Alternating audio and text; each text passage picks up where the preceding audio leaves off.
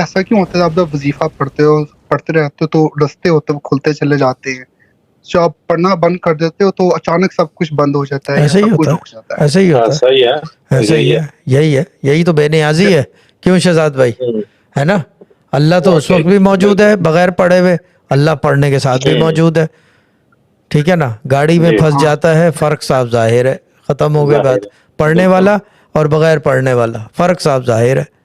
यकीन है ना, यकीन वाली चीज है ना, ये चीज है। इसीलिए ऐसा ही होता है, इसका बयान नहीं है कोई, ये बयान नहीं है। इसी से कुरान की कुव्वत का अंदाजा होता है। जबकि अगर आपने वजीफा छोड़ दिया, आप वैसे भी तो कुरान पढ़ रहे हो ना, जी वैसे भी तो कुरान पढ़ रहे हो, नमाज पढ़ रहे हो, या लतीफ़ा पढ़ लेते, वैसे करके देख लेते, कुछ भी नहीं होता। क्योंकि उसके लिए permission has to be granted by the शेख। जी ये चीज है ना। जी जी